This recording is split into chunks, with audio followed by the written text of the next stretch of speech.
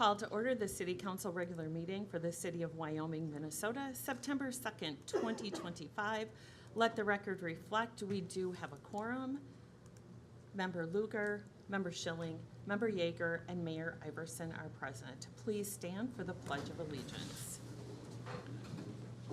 I pledge allegiance to the flag of the United States of America and to the republic for which it stands, one nation, under God, indivisible, with liberty and justice for all.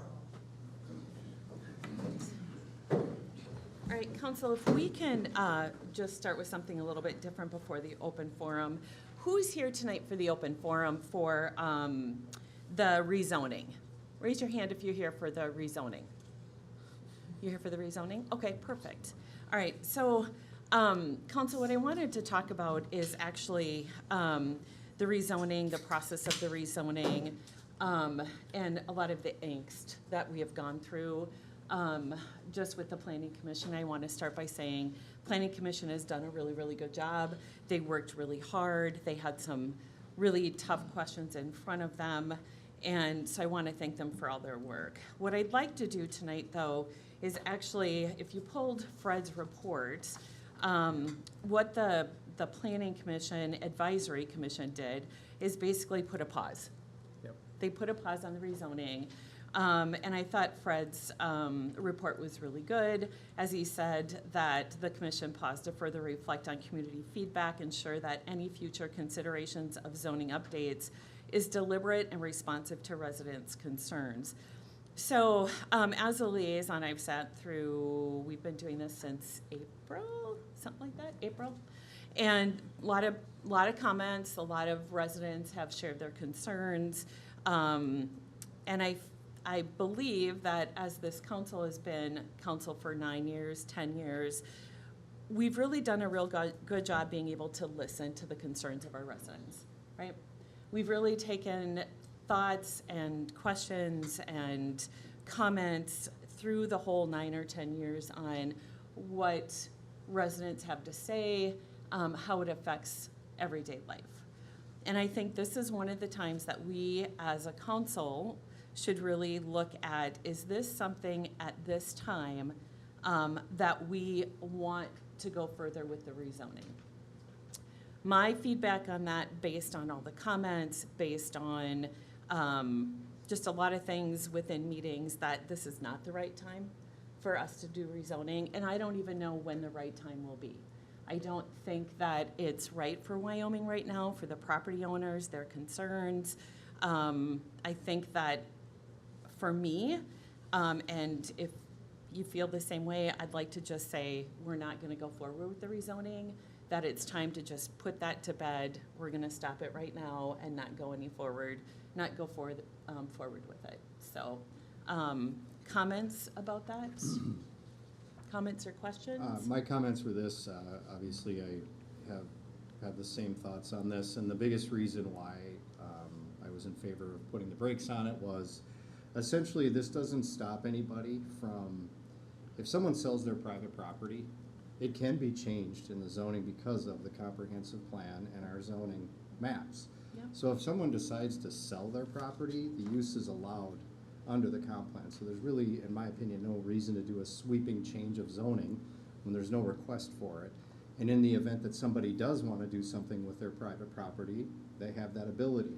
Instead of us restricting the current private property to do or expand what their current use is, let's leave it the way it is, so then they can change, or if anything sells, then they can do it in its own allowed that way. So that was my feeling on it, and that's why I was overwhelmingly in favor of it.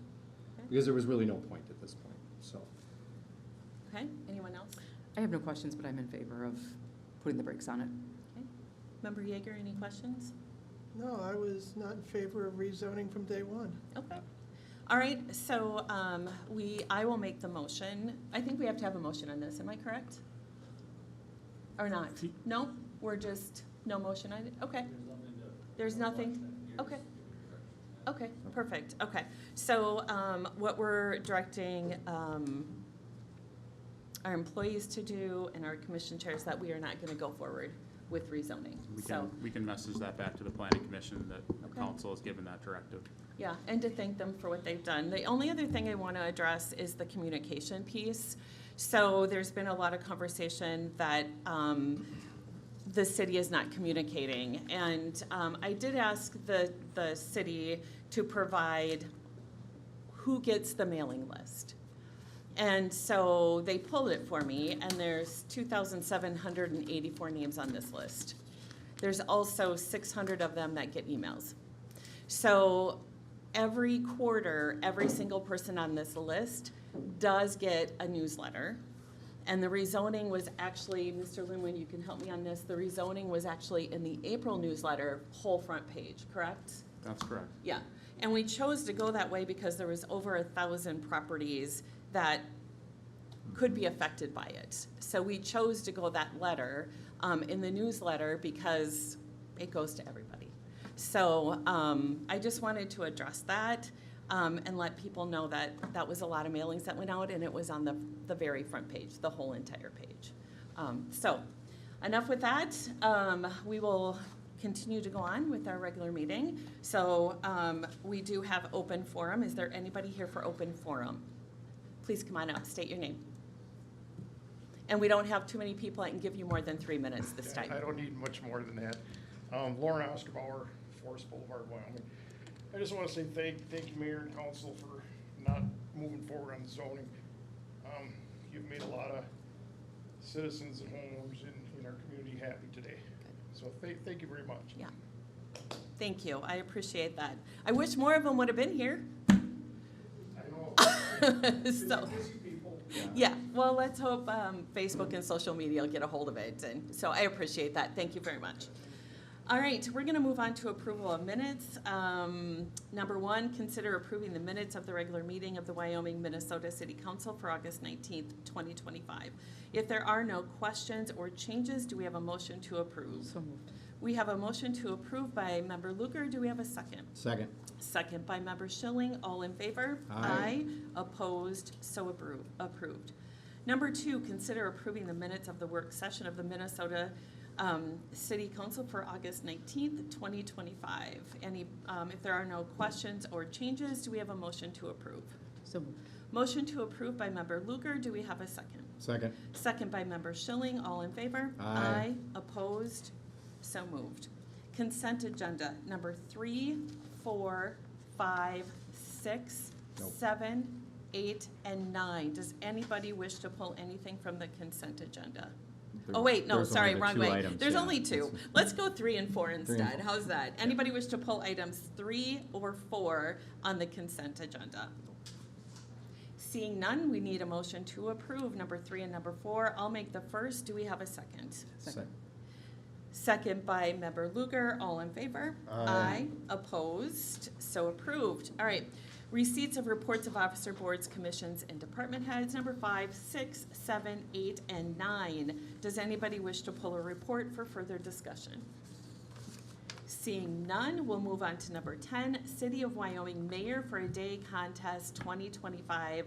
Mr. McFarland, this is such a fun communication. Yeah, Mayor and honorable members of the City Council, this item is just to inform you of the city's intent to once again hold a Mayor for a Day contest in 2025. We held our inaugural contest last year in 2024, in which we asked school-age children, which is 4th to 6th graders, to create an essay based on a city government-related topic. We'll once again be asking those students to create an essay based on what they would do if they're mayor for a day. When the deadline then is passed and we receive all these submissions, a panel at the city will review those essays and determine a winner for each grade. Those winners will receive a certificate of recognition, which is signed by the mayor and city administrator. The winning essay will be displayed here and at the Wyoming Public Library. They'll be published on our city website and shared on our social media accounts. They'll get public recognition during a Wyoming City Council meeting. The winners will be invited here to receive those certificates and get a picture with City Council. And then also a $25 gift card to a local Wyoming business, which is to be determined at this point. In conjunction with that, then we do run this at the same time as the League of Minnesota Cities' own contest. They ask the same question then every year. It's statewide, so they select winners from the entire state, which is partially why we want to do one where we select winners here as well, just because we want to make sure that students that take the time to do this have a chance to win no matter what. especially in a smaller pool of just Wyoming. But if they are selected as winners by League of Minnesota Cities, they'll get a $100 prize, or just I guess $100 is their prize, and recognition in their Minnesota Cities magazine. So we have some basic rules and eligibility here, which is basically that they have to be 4th, 5th, or 6th grader. In the city of Wyoming, they have to have written the essay on their own, and it should be 400 words or less. And in terms of a proposed deadline, we're going to open it up September 29th, so we'll reach out to the school district and get them on board. Deadline would be December 10th, and then we have a few different dates there as we begin to review it and send them off to League of Minnesota Cities, at which point we'll announce our winner, or we'll let them know it on January 5th, and then they'd be at the January 20th City Council meeting. And I just have a tentative date of January 31st as the day that LMC, League of Minnesota Cities, will announce their winner. They kind of, that date moves a little bit, so we just keep them up to date as it goes. So at this time, we're just kind of seeking, and it sounds like it, but general consensus to continue doing this contest with the city. Yeah, it's a lot of fun. If they mention my name, do they get an added point on there at all? I think last year was kind of really fun to listen. They had some really great ideas. Yeah, it's really fun to see what So, kids think about too, yeah. in terms of government and their understanding and what ideas they have, Yeah, so. yeah, it's a lot of fun. Any comments or questions from? So they can't use AI, right? No. We'll try to make sure they can. You'll know, Okay. you'll know. Well, Middle school teacher, I promise you'll know. all right. You'll know. All right, well, we're very excited about that, so thank you very much. Number 11, I'm probably just as excited about this one. City of Wyoming name the Plow Contest 2025. Mr. Reeves, are you going to be talking about this new exciting contest? Yes, I am. Good. Mayor and honorable council. We took delivery of a brand-new Western Star snowplow truck earlier this season, and we were looking for an opportunity to engage with the public and name the snowplow events, bring the community together, especially our youth, to have interest in plowing and equipment. And we'd like to offer the opportunity to learn about our operation, as well as safety around building snow piles and stuff like that at the end of the driveway, and try to keep kids safe. So we thought this would be a fun thing to do. We want to kick it off at Stagecoach Day with in-person voting. And then on the following Monday, some online submissions will be accepted. And then we'll close the contest at the end of September. And we will work with City Hall, Public Works will narrow down the submissions to our top 10, and then move into announcing through the city website and our social media outlets to find out the public's top 10, and then narrow it down from there. We will work with City Hall again and our Public Works staff for the successful entry to take a picture with the plow and potentially go for a ride in the plow. Then we'll reveal in early December in our newsletter and then on the website and our social media who the winner was. So then the truck will be displayed with the sign or with the decal with the name on it for the season. And then provided everything goes well, we'd like to repeat this again next year. We've got some contest rules, submission character totals and stuff like that, and what could potentially not be allowed as far as profanity Yeah, and things probably a like good that. thing. Yep, so we're excited about it, and we hope that yourself and council is as well and could support this. Is it any age, or are you just specifically with kids, or is it? Great question. So we're gonna definitely work with the elementary schools that serve Wyoming residents, but it is gonna be open to anybody. But that's a component of it for us, is to be able to reach the children. So, Awesome, okay, yep. that sounds great. And then, you're doing a decal once we name it on the plow itself, and who, On the dump body. So typically when you see these, either whether it's MnDOT or a county, it'll be on the dump box on the back. okay, So super fun. the truck has a silver box, so the Yeah. decal will be in black. Okay, great. Any questions from council? No. None? All right. We'll move on to new business number 12, to consider resolution 250988, a resolution approving an amendment to the comprehensive plan land use map for certain properties in section 8. Basically, that's just a text, fixing a text, correct? Mr. Linwood on that? Yes, Mayor, so, thank you. This is just a comprehensive plan land use map amendment, so I know we've talked a lot about zoning, but this is not anything to do with the zoning map. This is simply our current comp plan. So essentially, it was identified when the planning commission was doing the work through the zoning that there was a conflict in the text in the actual land use map. So with the background on this is essentially the planning commission recommended this to move forward. to move to the area, the parcels included here, there are 28 different properties, that was not identified as mixed use appropriately within the map. It said it in the text of the comp plan, but not on the map. So at the Planning Commission has made a recommendation to the City Council to move forward, changing this to, like I said, from industrial to mixed use to have the text and the map match each other. By statute, this does require a 4/5 vote of City Council. Even though you are short one individual tonight, it would still take 4 of you Yeah. to move forward with this if you all agreed to want to proceed with that designation change. Okay, so council, what I'm gonna recommend on this, because I think it's super important that we have a full body here to actually make this decision. I'd like to consider that we table this or make a motion to table this until, would you suggest a date? Are you next meeting or? I don't have any information that we'll have any It's a- council members gone at the next meeting, so I would Okay. assume we'll have a full allotment. Okay, so I feel it's important that all 5 of us are here in order to vote on this. So I'd like to make a motion to table it to the next meeting. Second. We have a second. All in favor? Aye. Opposed? So approved to the next meeting to table. Number 13, to consider Resolution 250989, a resolution approving a conditional use permit for Pine Haven Farms Haunted Hayride located at 28186 Kettle River Boulevard. Ms. Lindquist, you're going to be doing the presentation? Yep, Thank thank you. you. Thank you, Mayor, members of the council. This is a fairly lengthy packet. I'm gonna try to kind of run through some of the details because it is the first time that it's before the council. This item was before the Planning Commission on 3 different occasions. First on June 10th, then August 12th, where they were continued with the intention that the commission was hoping that the staff and the applicant would be able to resolve some of the issues related to some of the recommended conditions of approval. And then most recently on the 26th, the Planning Commission did recommend approval with the conditions that are in the most top packet that you received as compared to the other items that you also had.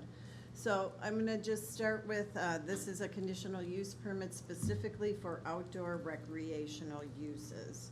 The property currently has a permit that was granted in 2004, but we recognize that there are issues associated with the operations from the 2004 permit, specifically condition number 2 and 6, which talks about not creating excessive demand on infrastructure and public facilities, as well as not impacting the neighborhood. The city for some time has received complaints from the immediate neighborhood, primarily related to traffic and how the cars are stacking up on the public road, making it difficult for them to get out and access their own properties, as well as things like dust and noise associated with the gravel road. I think many of you are aware of this site. In particular, it's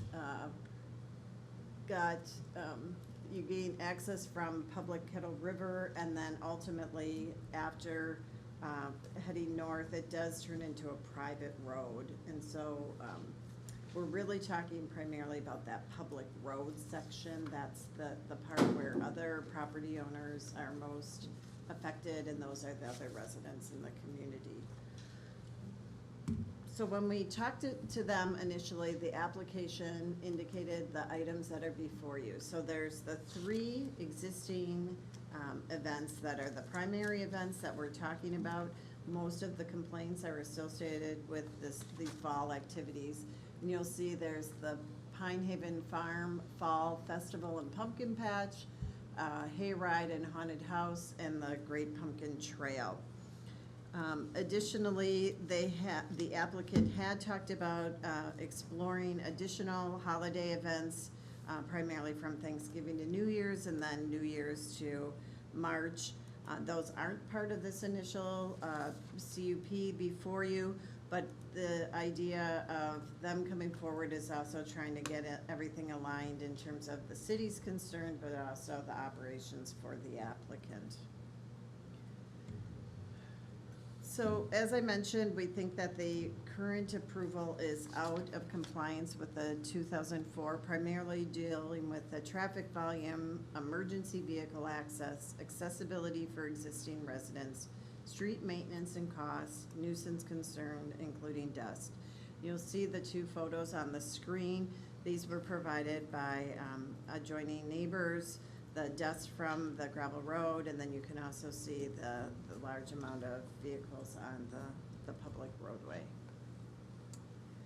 Taking a step back, this parcel is about 165 acres and there's 4 tax parcels in total. The applicant has indicated that they have about 1,800 striped parking stalls. They don't, it's not a paved area, but they use a system on the turf to allocate the parking stalls. And again, the access is southeast access from Kettle River Boulevard from East Viking Boulevard. Unfortunately, given the topography of the area and the landforms, there isn't a way to get another access, which is really the key issue. Is if we had a secondary access, obviously that would alleviate a lot of the concerns, but there's just an inability to be able to do that. As noted, the property is zoned agriculture, and that's allowed as a conditional use, this recreational. I wanted to briefly go over these points that the applicant had made in their application, and obviously they're here tonight, so if you want more detail, you know, obviously you have the opportunity to ask them. They provided quite a bit of information for us when we discussed these various issues, again, primarily traffic, and that is in part because they use a lot of electronic ticketing. So people reserve ahead of time, and that provides a lot of good information for them. So they noted, for example, that the Farm Festival, their customers are there anywhere from 3 to 6 hours, and then the operating open times are 10 to 7. So a little bit, ends a little bit earlier in the day, and they are open from August to November. We've got the haunted hayride with the haunted house. People attend that about 1 hour and 3/4 to 2 hours. Variable schedule because it has to deal with dusk to midnight. So obviously earlier in the start of the process, it'll be a little later, and then ultimately gets darker earlier later in the period operating, and they're open from September to mid-November. And then the Pumpkin Trail, which is a new event that they have added. People are there about 1.5 hours. It closes 1 hour before the haunted hayride, and that also operates from September to November. The applicant also indicated that there's school field trips. Those are primarily May and July and don't seem to be of any real issue associated with the operational concerns that we've heard. They also, again, mentioned that they were looking at other opportunities with other events during other portions of the season or the year, and that, again, is one of the reasons why the staff feels very strongly that we need to itemize and understand the traffic impacts associated with operating this business. They were also provided us quite a bit of information about estimated attendance, and so you can see on the screen these average daily of, you know, the Fall Festival, 3,000 with a peak attendance of 64. You've got the hayride of 2,870 with a peak of 5,600. You've got the trail at 1,600 with a peak attendance of 3,200. However, that is a fairly new event, and so I think most likely they will be successful in that process also. And as you can see, the numbers on the walk-ups, and so again, part of that understanding about the operations is that reserving, and so the walk-up number, if it's decreased, then obviously we have a better handle on the attendance and who's participating. And then, of course, all of this translates into traffic, estimated traffic. And so we did agree with the traffic consultant that the applicant had used in terms of there's certainly shared trips. A lot of people do not go individually in their cars. And so we talked about average daily trips for approximately, for the different activities with the peak and then the average. And the situation is, it's difficult to know, some of these people are overlapping in their activities, but not all, and some of them, is additive. And so it is a little difficult to really get a clear picture, which is one of the reasons why we have recommended doing a traffic study, which will be able to get real traffic counts in the 2025 operating time period. That will allow us to get a better understanding of the overlap of these uses, and then obviously numbers that will help us in the future to understand better the potential impacts on the roadway as well as the neighborhood. So we've been talking for some time about this traffic operational plan, which the applicant's consultant did submit in August 10th of this year. And there was some review by the various entities, engineer, public works, public safety. And at this point, we feel that it's a reasonable operational plan, so long as, obviously, all of the components can be implemented in a satisfactory manner. And that will allow, we think, changes to the existing traffic pattern. And one of the primary issues really is the inability to get out well at East Viking Boulevard. And so we feel, as well as the traffic consultant, that intersection is causing some of the backup because people are queuing because they can't get out in a safe and reasonable manner. So a traffic control at that intersection does make some sense, and that will be something that they plan on implementing in 2025, and then we can assess that as well as these other factors that we've talked about in the conditions of approval. I think we're optimistic about the application of those new techniques, and we think it will make a difference. The question is, how much of a difference does that make, and how does that impact the existing neighborhood? So we have several recommendations that have been fairly consistent throughout the last several months. And again, part is that traffic control piece and the traffic study. And part of that is also making some improvements on the site to allow for better, quicker movements into the site, as well as quicker movements in terms of parking. And the applicant's consultant has provided quite a bit of information about those kinds of things that hopefully will also alleviate some concerns.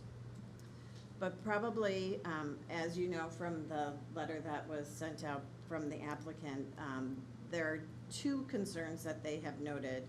Now, I will say, before the Planning Commission, there were two concerns. One was a different concern about the timing operation of the business. The 2004 CUP required operating, basically it could operate until midnight. The staff did make a modification before the last Planning Commission meeting to allow for up to 1 o'clock on Fridays and Saturdays in October, which is their busier time for the haunted house, which would be consistent with like liquor establishments in town. So it seemed like a reasonable time period that would align with other activities the city's doing. So we supported that. And then the midnight time period is in the condition for the other activities as well as the other dates that aren't those dates. So the in September and November, or in the non-Friday, Saturday days. And that additionally, we more clearly spelled out about reduction in noise at midnight, particularly if there's any bands or those types of things, that those would cease. In part because our view is that that last go around at the 12 to 1, we don't want those people hanging around. I mean, the point is that that's kind of the last time through, and we want to give them that opportunity, but we want them in and out, and then obviously all customers should be gone either by the 12 or 1 time period, and then you'll just have the people cleaning up and that kind of thing. So I think that will stagger some of the traffic, but obviously, those are the same operating hours we have now. So hopefully, that'll be an improved situation.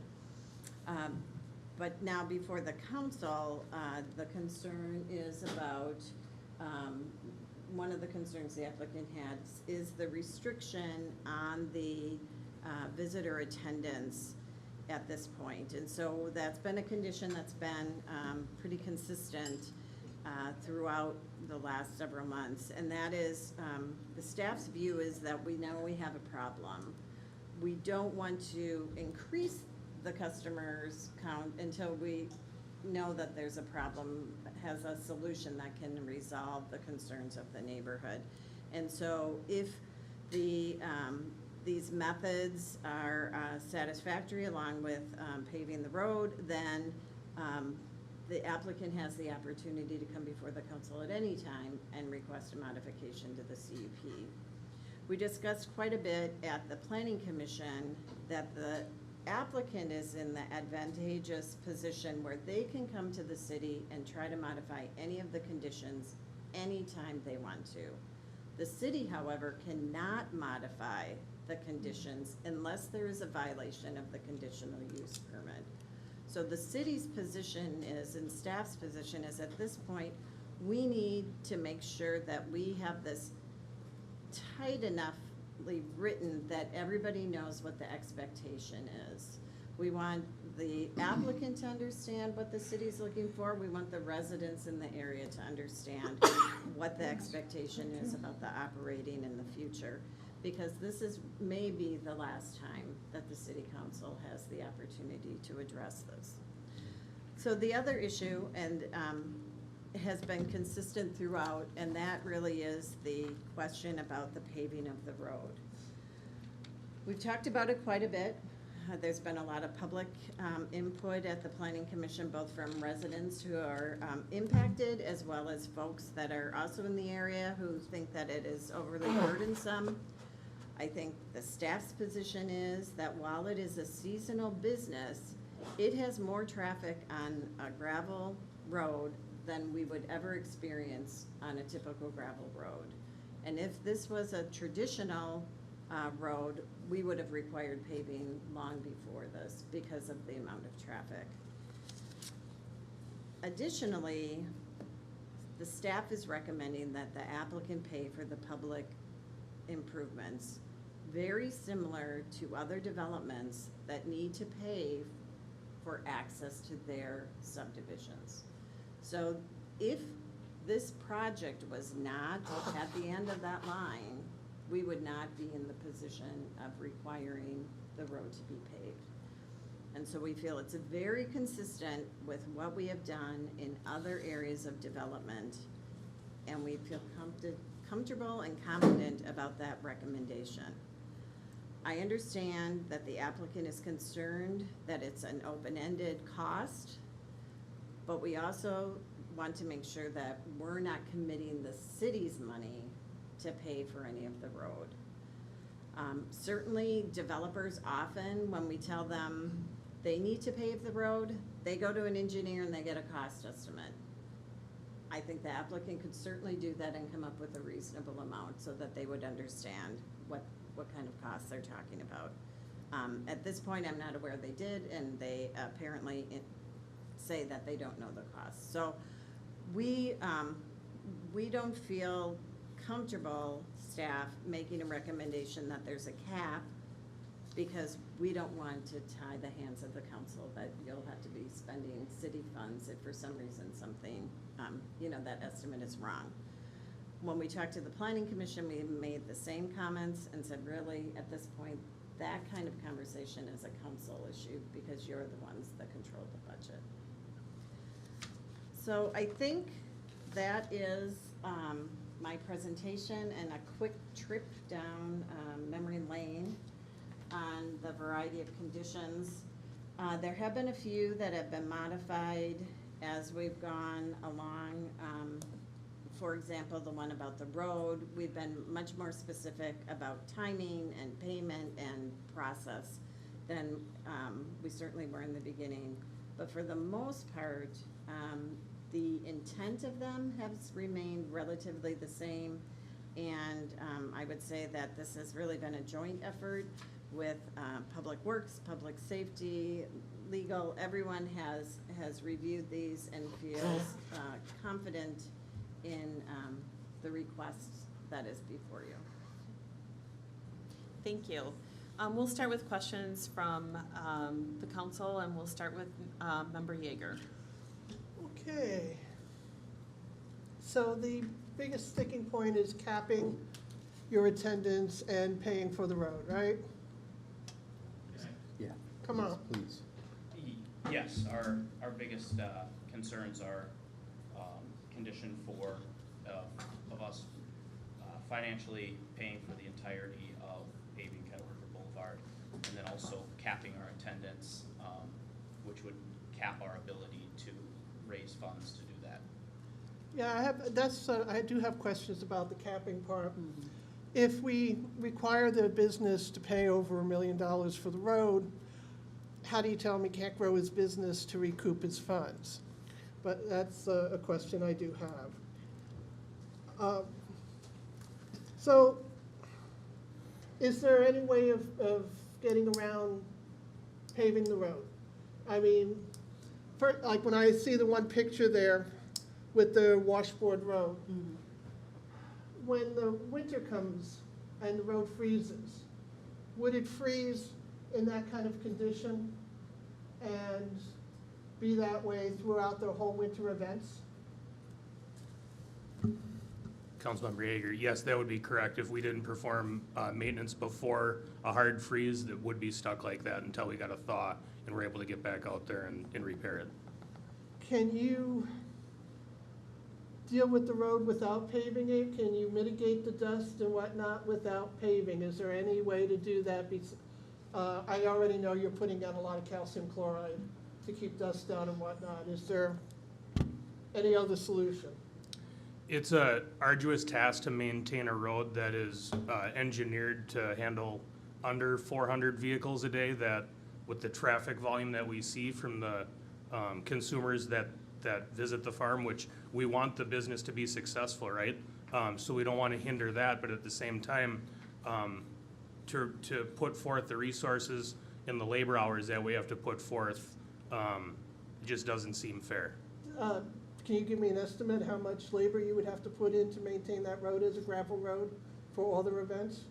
Just a high level? On average, we're out there about 12 times for the 5-week period that we're discussing, council member. Okay. So you're out there a lot. You concur? Absolutely, and there is a condition number 8 already states that we are responsible for reimbursing Public Works for those additional gradings and also up to 2 calcium chloride applications per year, and we don't have a problem with that condition. Okay, I was trying to figure out how to do this without paving the road. Right. Yeah. Right. Okay, so let's say the road is paved. I read in the reports that this is being paved to a rural design standard. Is that going to hold up to their traffic? I would defer to Yeah. city engineer Erickson. Thank you. Yes, our rural design standard is actually just meaning no curb and gutter. So it would be currently just draining off of the roadway into the ditch section. And so that's what's referred to as rural section. And so it would be designed to a standard that would sustain and hold up to their traffic volumes. Do you already know what the substrate is with that road? We don't know that, correct. So We've that done would- some high-level estimates with some assumptions, but we haven't done any coring to identify what the subgrade is or what level of class 5 or what thickness of class 5 is present there currently, and if it is uniform throughout or if it's slowly widened and we have less gravel on the edges. We just don't know any of that information, so we are reluctant to provide a very firm number, not to mention that we don't know what the bidding climate might be in 2 years from now, right? And so I think, from city staff perspective, and speaking with Mr. Linwood, I think this is, something that would typically be borne by the applicant and not something that is shared or assessed to other property owners adjacent to the roadway. The but-for statement, if you will, that it wouldn't require paving, but for the level of traffic caused by the event. And again, I think Mr. Reeves stated, you're right, I think we all want it to be successful, and we're trying to find ways, and hopefully we can find a way, but, you know, all indications are, you know, there's study after study that you can look online to determine when is it appropriate to pave a gravel roadway. And they range from 150 to 200, maybe 500, but the volumes that we're looking at here, just by data that they've provided, you know, even on tier 1 in September weekends, is, you know, almost 2,300 trips per day. And again, it's in and out, right, because it's a dead end, right? So we look at tier 2, where October weekdays is 2,840, right? It's nowhere close to the 150, 200, 300, 400, 500, anywhere near that. You look at tier 3, 8160 trips per day. That's Highway 61 levels, right? Their peak day is actually over 9,000. Again, that's just visitors, not staff, not any of those coming in to and fro. So that's the concern that we have. We want to make sure that the road is successful for the business, but we also want to make sure it's fair to the property owners that live adjacent as well. And so those are the things that, along with the public works maintenance needs. And so, again, it's a condition that we have in there. If somehow magically we're able to maintain the roadway, keep it up without that, it wouldn't be forced upon, but we feel we need to have that in place at this point to make sure that we have some leverage in the future should it be required. Okay, so then, if you don't know what the substrate and what the conditions are underneath, how can you give a price for paving? We've made some assumptions on that, and so we have not given a price and not to exceed price on that. If you've noticed in the staff report, I don't believe we've included a price, but I have shared that we've provided a range early on, like 800,000 to 1.2 million, I believe. And so we've provided a range based on some assumptions. Again, the applicant has indicated that they would like to pursue funding. Of course, that would reduce the amount that they owe. We've talked about other factors that might reduce that amount as well. We have an adjacent development that might realign the roadway. We're looking at all kinds of different options there. If they do that, you know, that would shorten that length as well. So there's a lot of variables that we just don't know. And so we kind of provided that range, if you will, from best case scenario to what we felt at the time as maybe worst case scenario with that 800 to 1.2 million dollars. Okay, now, all right, the road's gonna be paved, and hopefully it'll be more than just throwing some asphalt on the Class 5. How long before we start seeing wear and tear? And then when we start having to do routine maintenance, possible mill and overlay, or reclamation, or a future reconstruction, I'm assuming you'll be in business that long? Who's gonna pay for it? I mean, I've seen incidences where you say, well, if it wasn't for this business, the road wouldn't be wearing out so fast. So are we going to do that, or are we going to, how are we gonna do the subsequent maintenance and mill and overlays and whatnot? So just like any development that would come in, they're responsible to build the roadways, and then the city accept those roadways, and then the city is responsible for ongoing maintenance. There may be a point when we get 30 years down the road that the road requires more than just your crack filling, or maybe your reclamate product that we would apply to the roadway to keep it like a rejuvenator, to keep the pavement pliable and move with our extreme temperatures, that we would maybe get to a mill and overlay, similar to what we see with these. And then there would be assessments, just like every single assessment Right. project, but it wouldn't be borne by the applicant like you would see It would here be at the just onset. like Correct. every other road, so Correct. once it's paved, the residents on the road would be paying 20% of a mill and overlay or reclamation. Great.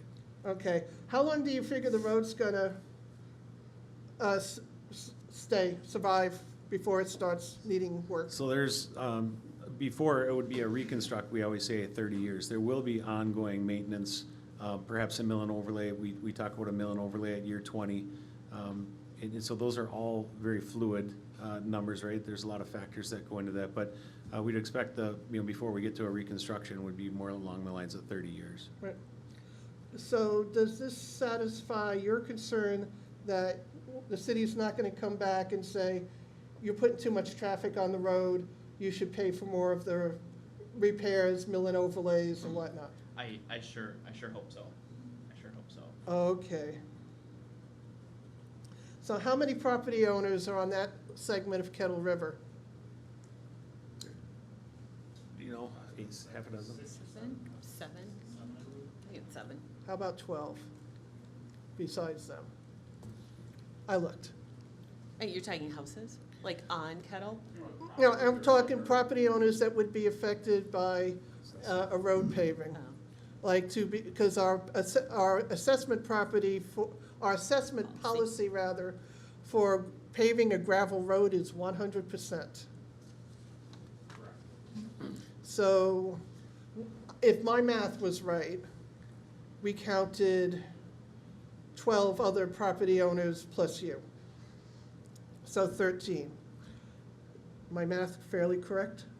Looks pretty correct. Okay. And I'm sure the number of units will be determined later.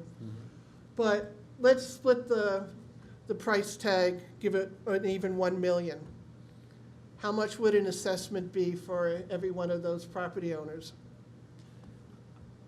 Are you referring, are you referring to, I thought we're talking if there was assessments. I think you're It talking would be about. after it was already paved, right? No, You're talking I'm about now if talking you were to about pave it. before, if the problem is having Pine Haven pay for paving the road, what I'm trying to find out is if we used our regular road assessment policy, and you have 13 property owners, probably varying units depending on sizes of their property, how much would each be assessed if our policy is 100%? Approximately 77,000. That's if it was assessed between that, but that would not be the staff recommendation. It'd be. I understand that. What I'm trying to get at is there are some little people on your road. And I don't know, how do you feel about having them pay a $77,000 assessment? I think that our neighbors wouldn't be excited for that. If I can lay out a possible solution that we've thought of, obviously the traffic on Kettle River Boulevard is a lot, right? It's an incredible event. It's really put Wyoming on the map, and it's incredible seeing the visitors come into our community having such a great time. I think there are some solutions here. You know, being in business, I'm always looking for a win-win-win scenario, right? It's never great if one person wins and one person loses. And so I think there are some win-win-wins that we haven't explored. We've gotten verbal commitments from our state level representative to try getting bonding or getting funding at the state level. We haven't been through a session yet, so we don't know how successful we can be at that. But I think that we should try that. You know, the Minnesota's largest candy store, they got an overpass at no cost to that business because they had traffic backing up onto 169. So I think that there's some things that we can look at to help the residents, to help the city. I think that hiring our traffic consultant was a net positive coming from this whole experience, and I think that we will see that helping the traffic and helping the residents, along with helping the guests that are coming into the city. We haven't put down calcium chloride in several years. I know that Public Works has put down a couple products. Last year was especially a really bad year. It was, I shouldn't say it was a bad year, it was a very dry year. I think on record, it was the driest October that we've ever been through, which makes dust a challenge, right? I mean, if any one of us lived on Kettle River, that would be like, oh my God, look at all this dust. So I think that collaborating between Public Works and ourselves, we've had a longstanding relationship where where we put water down on the road, on Kettle River Boulevard to try and mitigate the dust as much as possible. Unfortunately, we fell short of our ideals last year with how dry it was. We just couldn't keep up. But I think that Superintendent Reeves will back me up on that we have a great relationship in working together to mitigate these issues. And so if we're waiting on data, let's pause condition 4. Let's see if we can get state funding. Let's put our best foot forward to make the road as passable as we possibly can as we move forward and try and find funding for this. But saddling Pine Haven with the entire burden of paying Kettle River Boulevard, I don't think it's reasonable. And so I think if somebody from the outside perspective is looking in on this and they say, is this reasonable? I think that there's some residents that are gonna see a benefit if Pine Haven is required to pay for the entirety of Kettle River. There's some residents that are gonna see financial benefit from that. And I think that there's some conflict of interest there. And so I think state level funding would be the best. It might be a long shot, but I think we have due diligence to try that. And then if we're absolutely not successful, let's come back to the table. Let's put this group back together and let's put our heads towards taking it to Plan B. Are you suggesting that we then suspend condition number 4 pending you getting state funds?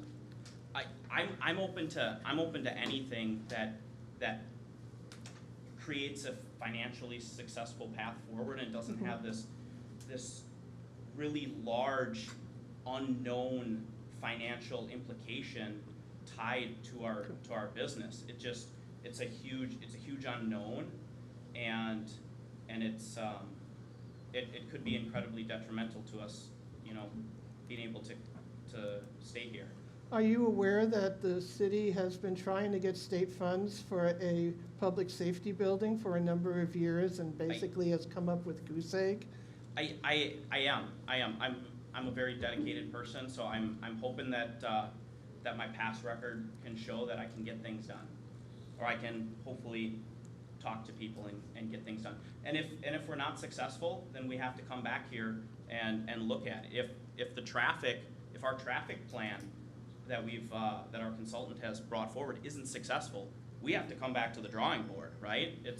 We can't just go along to get along. We have to find solutions. So My concern with the dust is that I've gone up 35 through a dust cloud. Yeah. On the freeway. Yeah. On the northbound lanes. Yeah. So the dust is just getting all over. So staff, is there a way to put a do not exceed amount on Pine Haven's contribution? Or we would not want to do that? Well, I think as you've heard from our community planner, our city engineer, the difficulty is knowing what that number would be. Ultimately, the city can put that condition and say this is, they have to pay for it up to X amount of dollars. And then the city would be on the hook for the rest? Exactly. Okay. You can see where that might present a bit of a problem too. Have you even explored the idea of putting in a park and ride like they do at the Renfest? Absolutely. I think that there's some strategies that we've laid out in our traffic management plan that are getting us closer to solving the concerns of our neighbors and community members. But I think that that's certainly on the table. It might not be at the very, very top of the list, but certainly convincing customers to use those facilities, I think would be the biggest hurdle moving forward. Okay. They do it at the Renfest, because, and you're using the same traffic people. So you had just mentioned about being able to stay here. Where would you go? You know, there's a number of places, maybe out of state, maybe into our friends in Wisconsin. I don't know. Okay. I don't know. That's all I have at the moment. Member Thank you. Lugar? Thank you. Okay. How many, when a night is sold out, Yeah. how many tickets sold is that? Are we talking specifically for the haunted house? For the hayride. For the haunted house? Yeah. Okay, so early season, because we have less dark time period before that midnight cutoff, a sold-out night in the very beginning part of the season is probably right around 4,000. Okay, Where at the end of the season, it's closer to 5,200, okay, because we get that extra hour throughout the month. okay.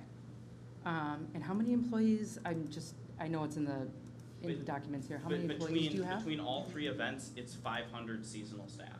500 seasonal staff, okay. You have, I mean, I used to take my kids to Pine Haven when they were really young. As they have gotten older, they have loved the Dead End Hayride. You have, I think of when I first started bringing my kids there till now, it is vastly different. You all have really successfully run a business that has continued to grow, where you've been able to continue to hire folks and add attractions and for all ages, right? And I think that's great. I guess my concern is on the two conditions, the resources that the city has for years put into maintaining Kettle River Boulevard. In 2022, when we had a work session at some point, and our superintendent of public works at that point made an estimate that per year, city staff, in terms of public works resources, it was about $19,000. If I multiply that over 3 years, that's $57,000 that the taxpayers of Wyoming have paid for to maintain the road, right?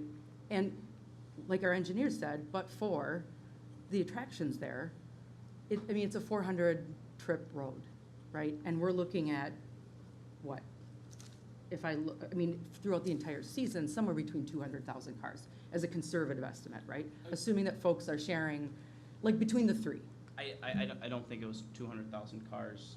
Mark, do you have estimates on? So if I look at, going back to potential vehicles, like estimated vehicles, not Okay. attendance, but vehicles. If I add that all up and I multiply it by 42, right? For the whole season, from September through November 1st. 42 days? 42 days, correct. Okay, we're open for, I believe, 33 days. Okay. A year. So if I take that and multiply, it's clearly, even if it were just 100,000 cars, that's obviously a really huge, that's a huge overage, right? When I look at these pictures of these roads, and it's a lot of, like, that would not be happening under ordinary circumstances if it just were those 12, 13 property owners coming and going, right? Yep. Superintendent Reeves, I guess in terms of, we know ballpark what it might cost in terms of like a dollar amount. When your staff is out working, you have given an estimate of, you've told us approximately how many days you're there. I'm wondering how many hours that takes and how many public works staff are out there?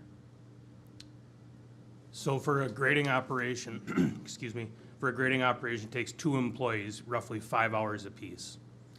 What is our total staff for public works? We just hired a 7th member earlier this year. Okay, that is a disproportionate use of resources in terms of not just cost, but time and labor on one road, right? It does. It does affect our daily operation for those 5 weeks, 33 days, in the sense that we do have to maintain the streets, the wastewater, the water distribution system, and our parks. Right. So yeah, it does have an impact on our department for those 5 weeks, absolutely. Wyoming's a city of how many square feet? Square miles, sorry, square feet, wow, that's a lot. A lot. Approximately 23. Okay. All right. So that's my concern with the public works side of maintaining the road. It is, I'm gonna be really, really transparent. I mean, as this operation has grown, and again, I commend you on your business model and your growth and what, you know, folks coming and going get out of this as entertainment. But as you've grown, and as the numbers have increased, and as the ticket prices have increased, and the employees have increased, it is disappointing to me that this is just now when we're talking about like what Pine Haven's role is, a larger role in maintaining a road that has businesses as well as homeowners on it, right? Because I can't imagine that if I am working at the Village Inn on any of those given nights, it's particularly easy on the customer base or in just traffic getting in and out. Same thing for Family Pathways, same thing for the vet. Could I respectfully add Absolutely. something in? The Village Inn loves us. Their busiest month is October. McDonald's loves us. Their busiest month is October. Holiday loves us. Their busiest month is October. We're an economic driver, so where somebody sees traffic, they see opportunity, and so I think that we're a net positive for those businesses. And I'm going to answer that with respectfully. I've heard from a handful of business owners who say the exact opposite, that once there's been food trucks and things like that, that their business during that month, where it was once really could have been very lucrative, that it is no longer. Because folks are not wanting to get out of line, they're wanting to go and they're wanting to get the food trucks, right? I mean, there's got to be some impetus for having food there, right? So I think there's probably some who share your sentiment, and I definitely know that there are others who have shared the opposite. So I guess, you know, the other thing that I look at too is in the documentation here. It has been noted that the cap isn't being, that in the CUP as it was in 2004, your operating hours, your last ticket sales operating hours are approximately the same. Yes. Am I interpreting that? Okay. But your volume is vastly different, right? Yes, we've increased our Right.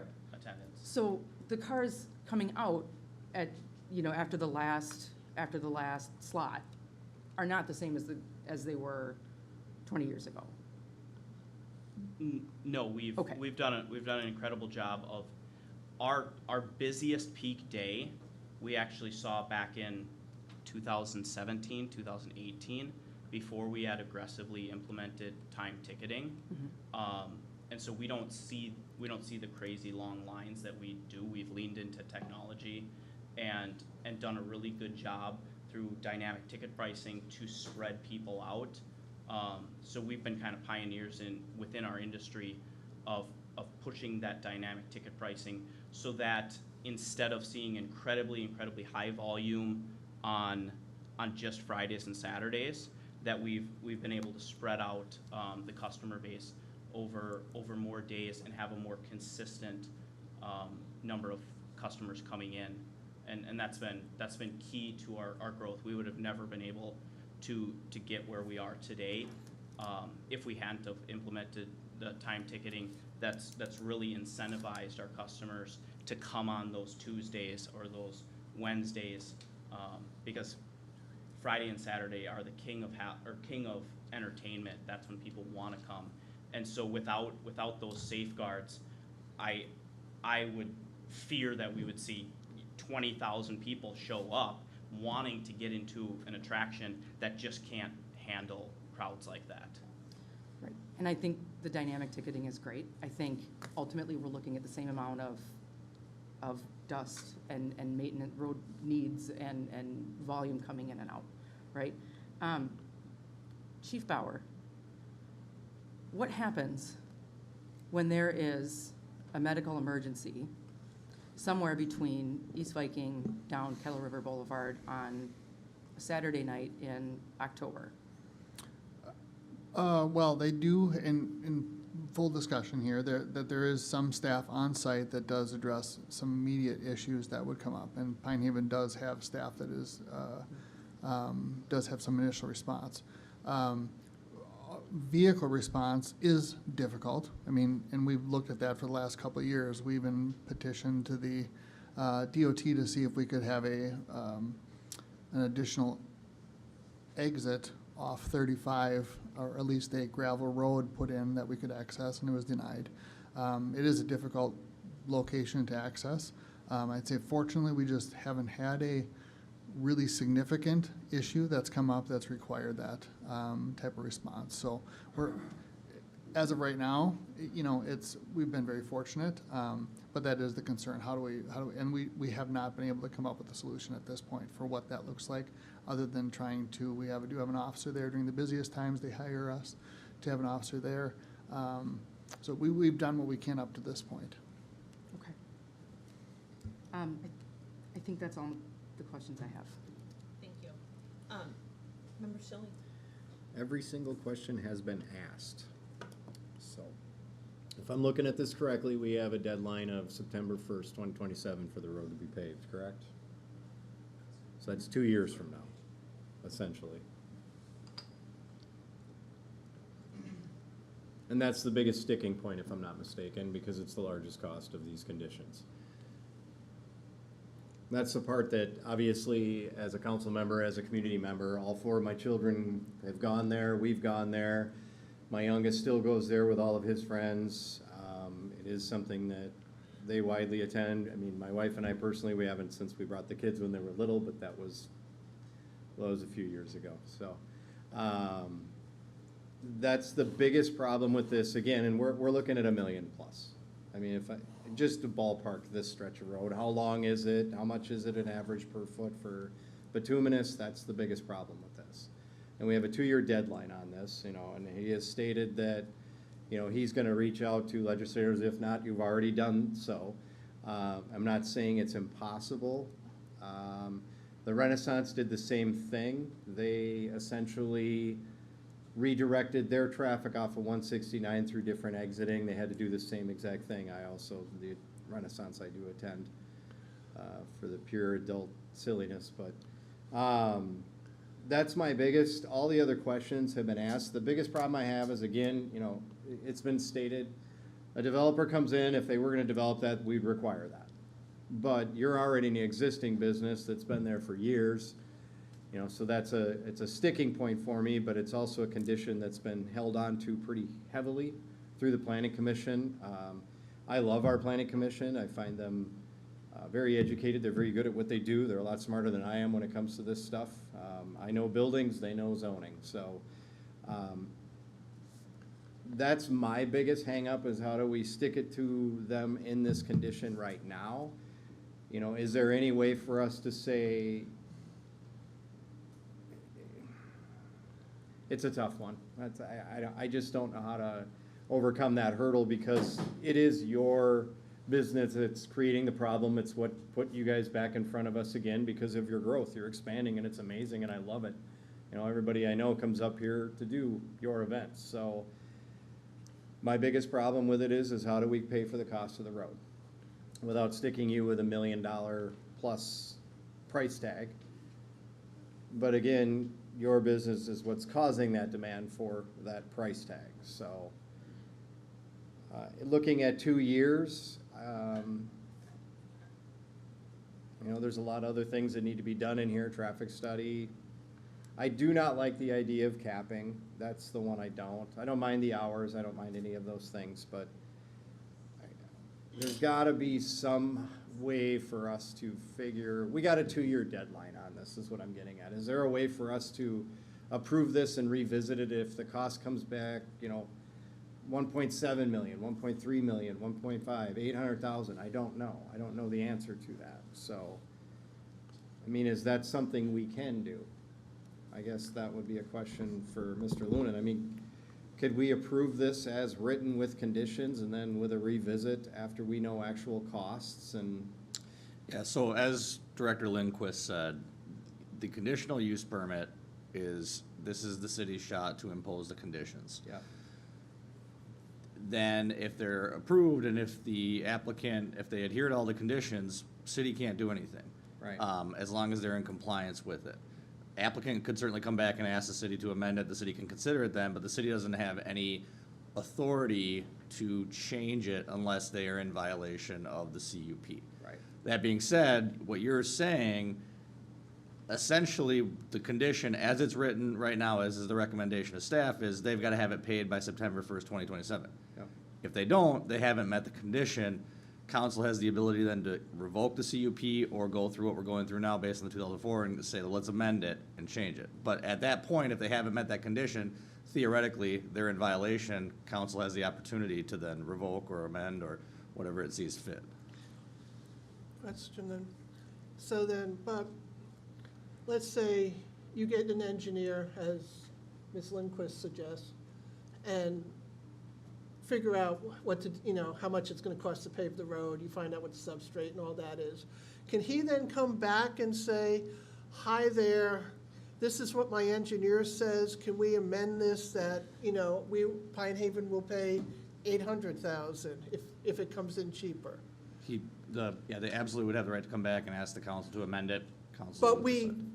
but this is our only shot, and our hands are kind of tied because we can't do anything after this unless they violate. Exactly. So they have the control to come and say, we want to amend this, we want to change this. As long as they're compliant, we don't have any control over it as if they're in compliance with what we approve in the CUP. Is anybody interested in taking off the cap as a compromise for these guys? Okay, just asking. Yeah, and I haven't had a chance to speak yet, so Okay. I'm gonna ask some questions. I'll pause my questions for now. I gotta, Noodle? yeah. Yeah. Okay. So I'm going to ask this of Ms. Lindquist and also City Attorney Tom Lunan. One of the reasons why we're putting that cap on, if I'm understanding this correctly, is because it gives a chance to receive data to make sure that the data is correct that we've got and going forward. Am I correct on that? It's data-driven to pause, to put that cap on. Mayor, that's correct. It's so that we can do the traffic study this fall, but also, at this point, we have residents that are negatively impacted. So we don't want them to increase their customer base again until we are sure that we have solutions that will actually address some of the concerns. Okay. Mr. Hastings, do you understand that part of it? Why we need to do that? What she just said? I understand the staff's viewpoint, yes. Okay, thank you. Mr. Lunan, there is an attachment in here stating that the entity is actually looking at possible hiring attorney or counsel on that. So my question to our staff is, normally you don't recommend anything unless it's vetted, pretty highly vetted in terms of what we can and cannot do. Is that correct? Correct. So we've had many discussions regarding the conditions, and obviously many of those discussions focus specifically on the pavement issue. Council is entitled, based on the factual record, to impose reasonable conditions that bear a nexus or relation to the adverse impacts of the use. And specifically, the city code provides that council is allowed to provide conditions it deems necessary to protect the public interest. And yes, this is an extreme condition, but it's not something that's unheard of that you would require an applicant to pave a road. And it's a situation when we look at the impacts, and I understand Mr. Hastings' position, I know he's talked to staff, we've looked at different options and how can this adverse impact be mitigated. And time, staff came back to the only true way to mitigate it is to go forward with the pavement. And so the condition bears that relation to the adverse impact, and that's why staff feels it's an appropriate condition based on the proposed use. Thank you. Mr. Hastings, did you realize that did you ever read the 2004 conditional use permit? Did you ever read it? I have read through it, but Okay. it's been It's been several months. Okay, so you were aware during the last however many years that you were out of compliance with the conditional use permit in 2004? Specifically, which condition? Operation time? Operation time? Yeah. I believe we were closed at midnight. The guests were getting through the attraction. So you're still open? You Is- closed the ticket price, you closed the ticket. We closed the ticket office. Yeah, correct. but you were still open, right? Because you still had people going through your attraction, they were still there. So if a store was supposed to close at 10, that's their closing time is 10, pretty much everybody is out at 10 o'clock, correct? So would that not also apply to your event? I figured that if we were closed, not letting any new customers in, that we were closed at midnight. Did you ever come to the city and ask them any of those questions about the CUP from 2004? I don't recall. Chief Bauer? How many approximately are we saying per night? Your busiest night, how many people? 5,000, 10,000? 5,000. It's a little higher than that, because I listened to a Just a little podcast bit. that you did in Just a little 2023. bit. Okay, so if we have 5,000 people there, and there is one police officer, okay, that's a lot for one police officer. Is that pretty average to have one officer to try to contain or an issue when there's 5,000 people there, plus the 500 people you said for employees? Throughout all three events, so Yeah. not at one time. Okay, but we're talking roughly almost 6,000 people, basically, right? The 500 staff is over multiple shifts, because we won't work the same person over multiple shifts. So Okay. maybe upwards of 200 staff at any one given time, so we can cover all those shifts. Okay, so Chief Bauer, my question is, having one paid officer there and approximately, we'll go 5,200 people, how is that, just a minute, please. It's 2 officers on our busy nights. Chief Bauer, is there 2 or 1? Because you said 1. There are nights where it's 2 as well, yes. Okay. Crowd control for that many people, for 2 officers, how does that work? Well, they have security staff on site, and then our on-duty officers in surrounding agencies, Chisago County Sheriff's Office, Lakes area, would also respond. Forest Lake PD would also respond to assist. So how they would respond then, and I'm imagining this, is that they're gonna try to get their cars down there on a road that's already backed up. Should there need to be assistance from other agencies, they're gonna drive their cars, their squad cars? Yes.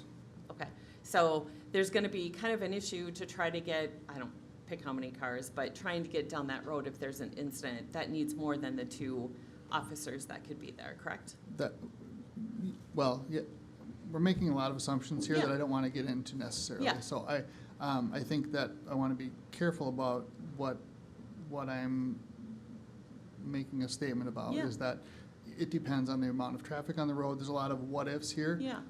But yes, we would ideally like to have those surrounding agencies be able to respond and effectively resolve whatever issue does come up. Okay, thank you. Mr. Hastings, do you believe that the residents that came up and spoke, and I'm specifically thinking of the young girl who is in 10th grade, and she came up and spoke about how this really affects her social life in September and October and part of November, because her friends can't get in and she can't get out and do things. Do you remember that?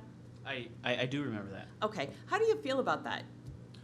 I think there's a very strong distinction between can't and won't.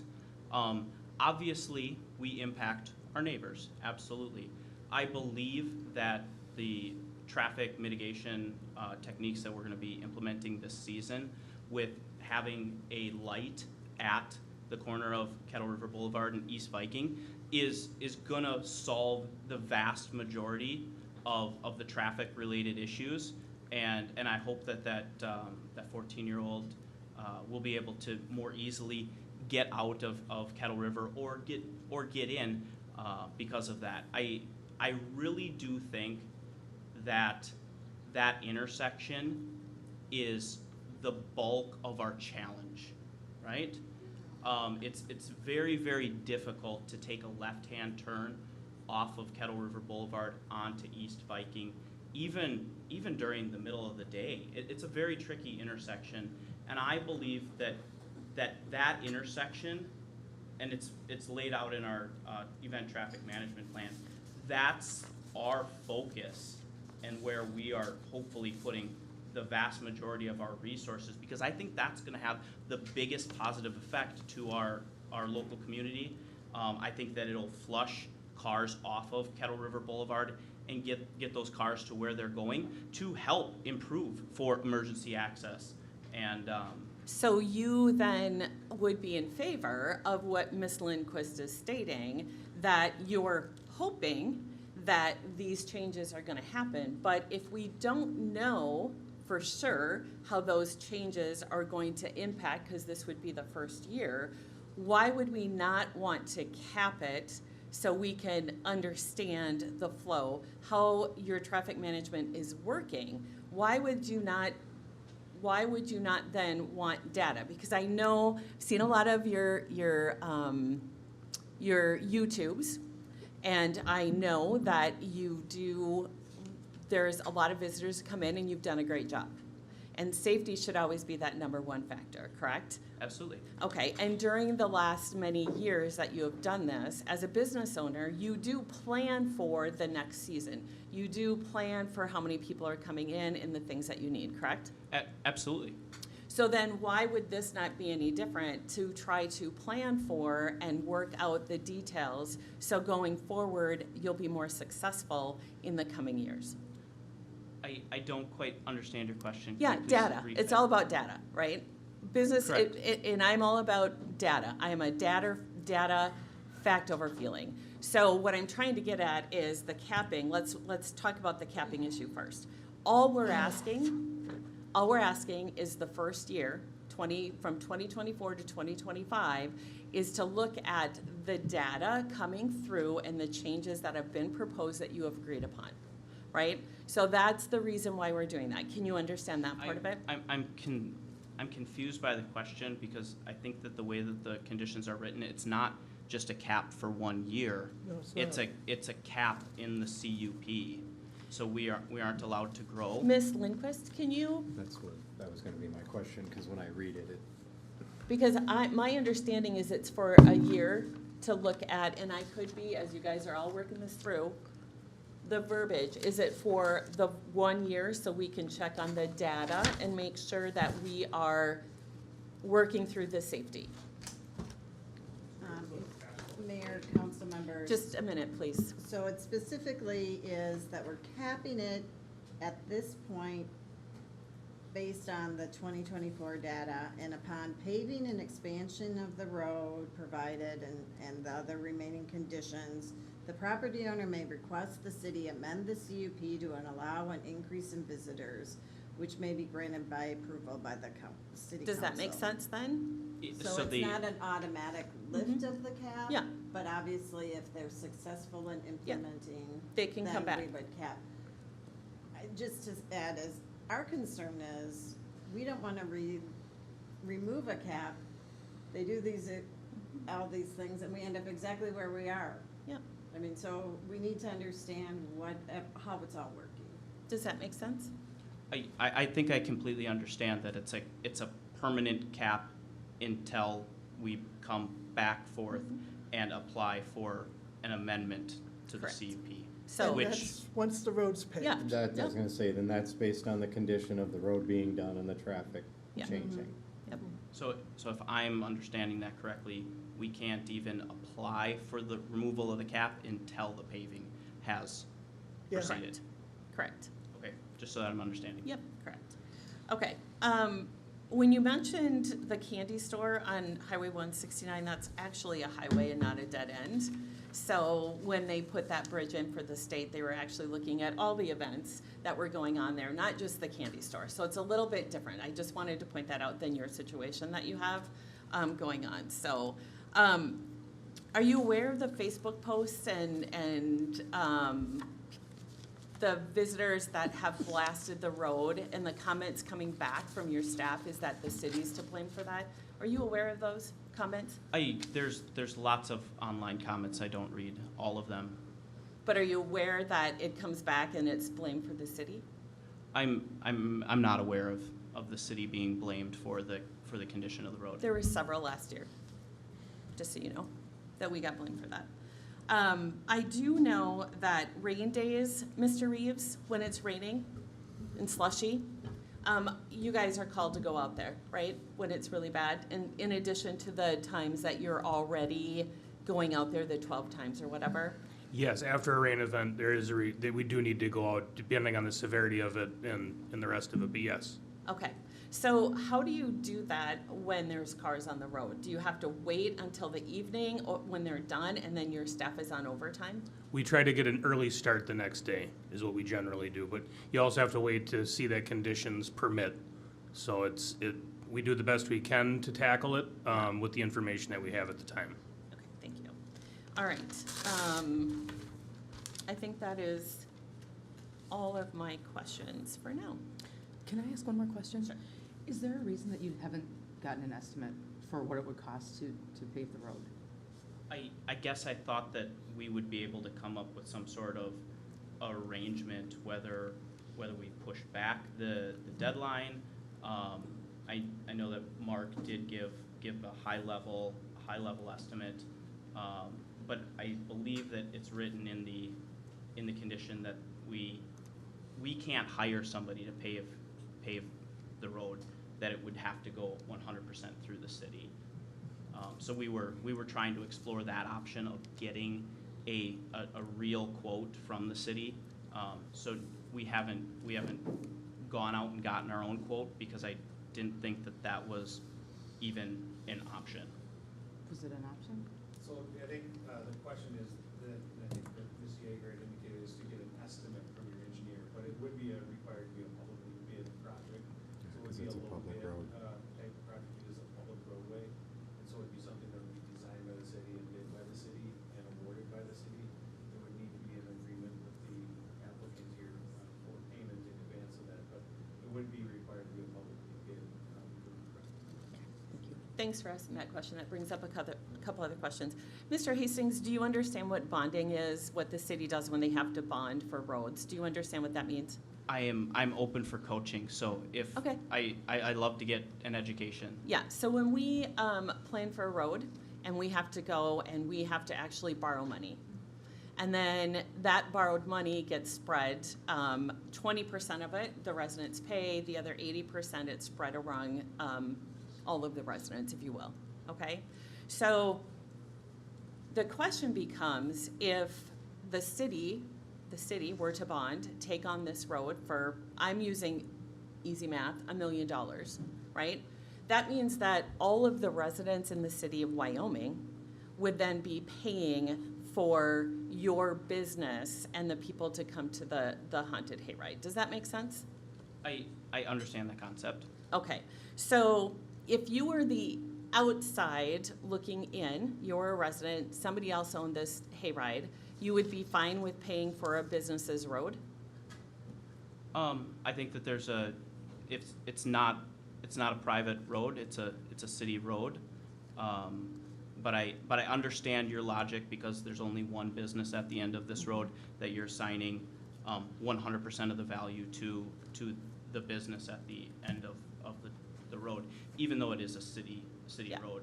And so cities take on debt, and we also have ratings based on that debt, and we have a very good rating.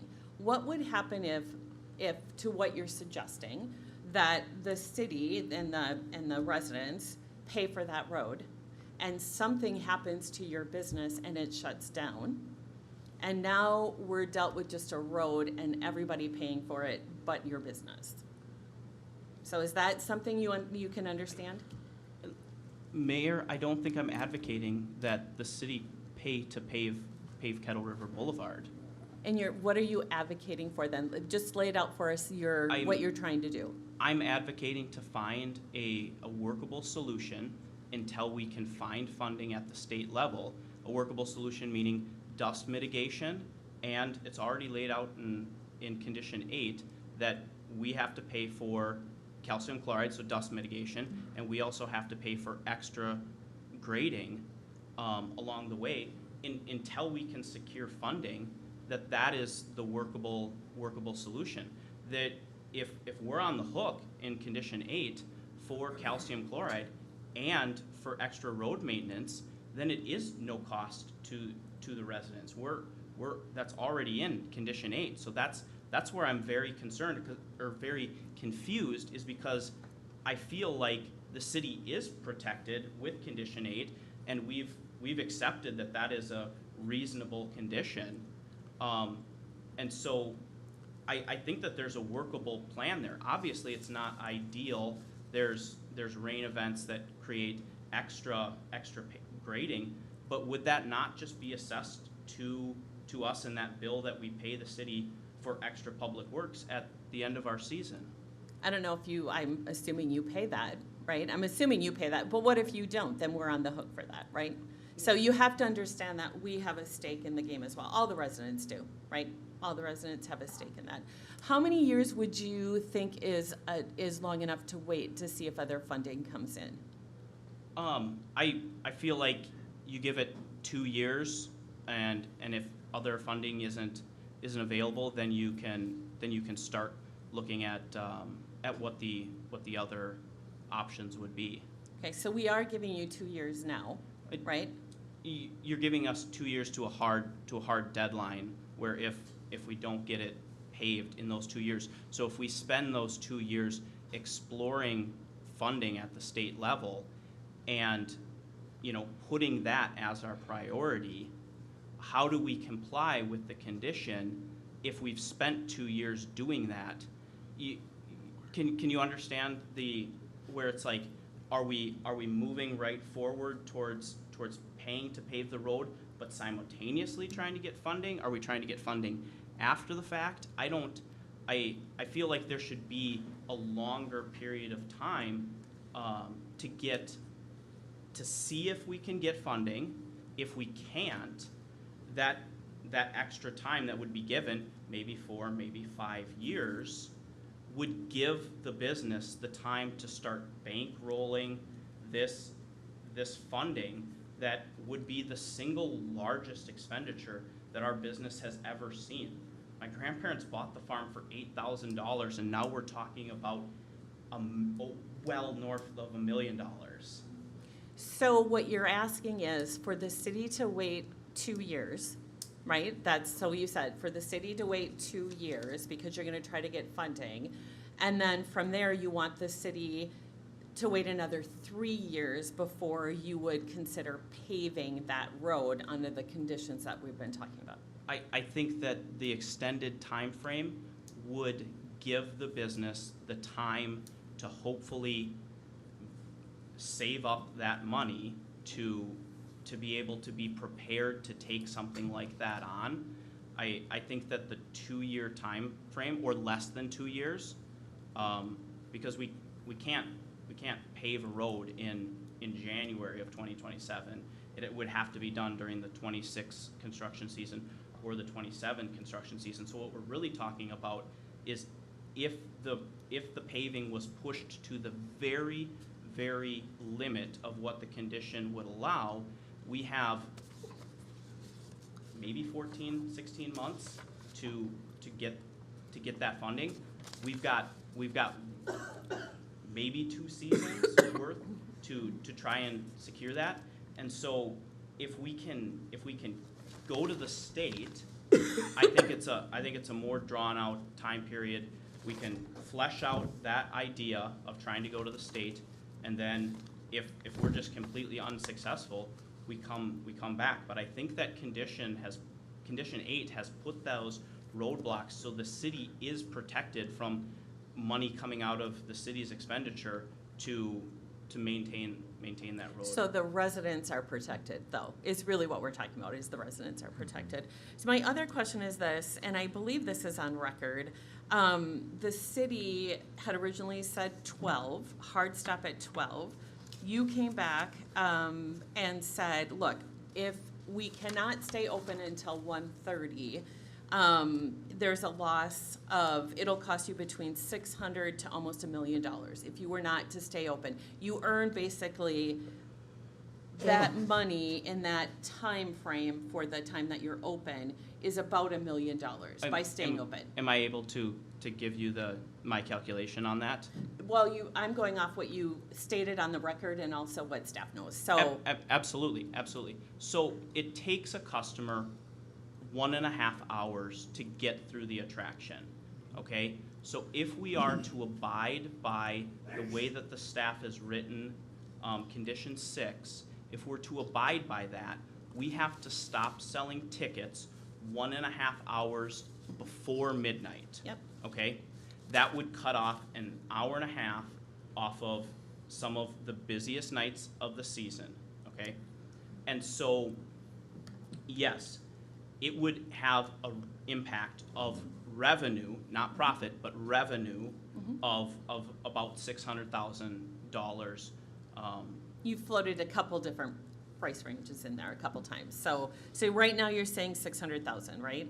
I've always said 600,000. Okay. So did you think that the city was fair to be able to work out this time frame because of what could be less revenue for your business? I understand that the city had an olive branch in that they didn't give us quite 1:30, but they said 1 o'clock, and I think that is a reasonable thing that the city did. Okay. So I don't know your profit margin. However, the average person who will be listening to this, reading the minutes and that sort of thing, this margin of money for 2 years pays for that road, right? So 600 times 2 years is, 1.2 million. Of revenue, not profit. Yeah, but of revenue, but the money's coming in, right? So there's money here that, and the road would be 2028 basically, so you basically have 3 years to pay for it. I think that the way the condition is written, that we have to have it paid for by January Paid for. 1, 2028. Okay. Paved and paid. Sure, okay. So, but that'll give you 2 to 3 years to save up, where you were talking, let's wait, and then go another 3 years so you could save up. So there's a little wiggle room in there, right? We're talking about revenue We're talking about, versus profit. The money that we would have to pay for the road would have to be from profit, not gross revenue. okay, but there should be, the city was saying, look, we understand this, so we're gonna let you stay open until 1, correct? So they've been really good about, I believe that the city has done really a good job with looking at your overall business model and understanding what it does cost, and trying to also realize that the residents that are on your street are paying a great deal of angst and issues because of how successful your business is, which is a good thing. I think everybody here has said that. That's a good thing. So I have no further questions. Anybody else? I have one more question, and it's probably already been answered because we've been talking for quite a while, so thank you for your patience. So if I understand correctly, we approve the conditions put forth tonight. They can come back to us and say, hey, we're running into a roadblock with the road, correct?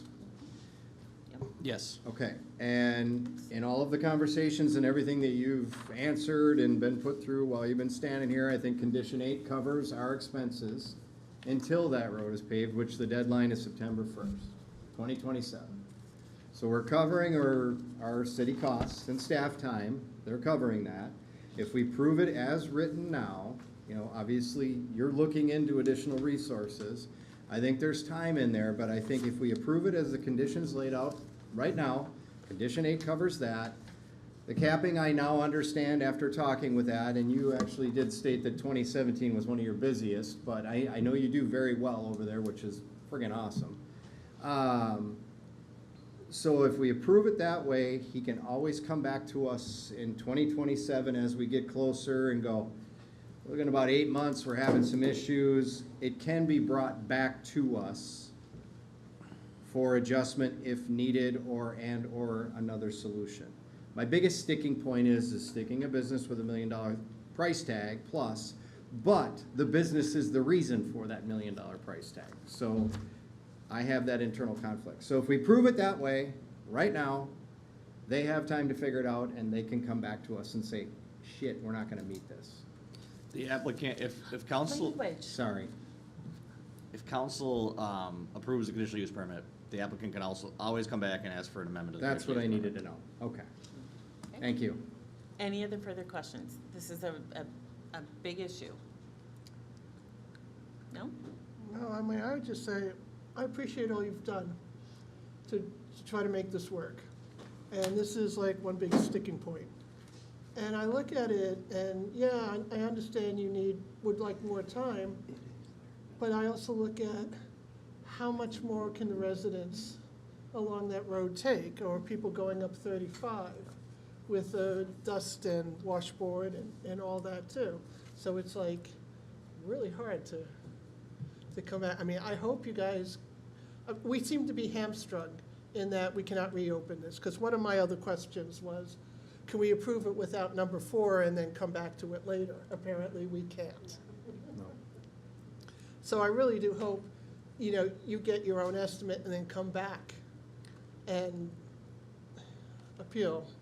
But The notion of, and it might be a trivial amount of money to some people, the notion of being able to come back to the city anytime doesn't come without conditions. We already received a bill for WSB's time and Mr. Lunin's time for $12,000 just to get this to this point. And so there is a real cost to a business. That's a lot of money. That's a lot of money. $12,000 is not nothing. can we find out why he was charged that? The normal process, when we have an applicant and an escrow, they're the ones responsible for the costs that we have for engineering or our legal counsel to go through the application and provide input and advice to the city on how to best handle and move forward with the applicant. And that would be for any applicant coming for a CUP. Correct, or any developer or anything like that. Right. So we're not doing anything out of the ordinary. I guess I was just making the statement that it doesn't come without a cost. Right. Right, so every time we take this chance of asking for an amendment, it doesn't come cost-free. Right, but you're gonna have to ask for an amendment to get that cap off eventually if you wanna grow your business. Right? So you're kind of behind the 8 ball on that. So, Did you have something else? No. Okay. All right, thank you. All right, so number 13, to consider resolution 250989, a resolution approving a conditional use permit for the Pine Haven Farms Haunted Hayride located at 28186 Kettle River Boulevard. And I think I'm adding to that the fact that it is the conditions that are brought in front of us. So, Yes. all right, we need a motion to approve. I'll make that motion. Do we have a second? Second. We have a second. All in favor? Aye. Aye. Opposed? So approved. All right. Number 14, to consider city council work session for September 16th, 2025. Mr. Linwood, is that your discussion or Mr. McFarland's? That will be, Mayor. Okay. Staff is just requesting of the city council to hold a work session on September 16th at 5:30 PM. The discussion for the work session will be to continue diligence on that property located at 26263. The city will have our financial advisor from Baker Tilly here to discuss some of the potential bond structures for consideration to the council as we go through that due diligence of the property. Okay. Has everybody checked their calendars? Yeah. Obviously, we have one member that has not checked their calendar yet, but so far we're looking at that. Okay. We need a motion to approve the city work session for September 16th, 5:30 PM. Do we have a motion? So moved. We have a motion. Do we have a second? Second. Second, Member Schilling. All in favor? Aye. Opposed? So approved. Council reports. We will start with Member Luger. I attended the work session prior to tonight's regular meeting, and that's all I've got. Thank you for coming. Member Schilling? I also attended the work session prior to the meeting, and thank you all for coming in and being patient. That's all I got. Okay, Member Yeager? Oh, I attended that same work session prior to the meeting. Thank you all for coming. Thank you all for watching. All right, perfect. For some reason, I'm thinking we need to talk about Stagecoach Days. Stagecoach Day, who wants to do that? Anybody? Anybody want to bring that up? Are you sure? Are you gonna be there? What's that? I'm Are you sorry. gonna be there? I will be there, Yeah, yes, okay, yeah. good. No, it's a great community event. It's really big, the biggest celebration of our city, and the Relief Association, Fire Relief Association does an incredible job organizing. And we have, let's see, the second, so we have about 2 weeks that Saturday, the 13th, if I remember off the top of my head. And then we also have the fireworks that evening, so. Okay, and I think they're just the best. I think, that's my Yeah, personal it's a great opinion. event. Yeah, Yep. and then I also understand that we get to have coffee with the cops as well in October. Yes, that's the second, if I remember correctly. We'll be hosting in the parking lot here, weather permitting. Our mobile food vendor truck will be, Evergreen will be in the parking lot. So we'll have an opportunity to engage with the community there, and then we'll also have another one in January over at McDonald's. We're looking at another one there, so. Okay, so if it's raining, can we come in here? That's up to Grant. Grant, what do you say, Grant?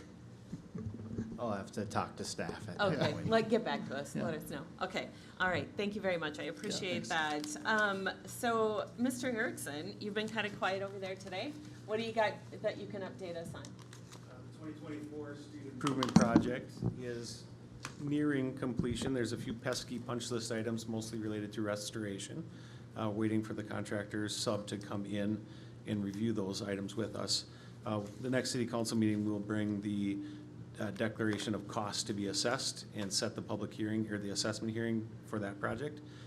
As far as the 2025 street improvement project, they have removed the trail, they've removed the damaged curb. That curb is being poured this week. The trail will be poured and paved this week. Next week, they'll be milling the bituminous surfacing and paving, and the following week will be restoration. So should be completed here near the end of September. And so we'll, first meeting in October, we'll declare the cost to be assessed for that project and set that assessment hearing for the first meeting in November. Okay, it's great to have all that project done. Yeah. So, all right. With that, we need a motion to adjourn. So moved. We have a motion to adjourn. Do we have a second? Second. We have a second. All in favor? Aye. Opposed? We are adjourned at 8:40.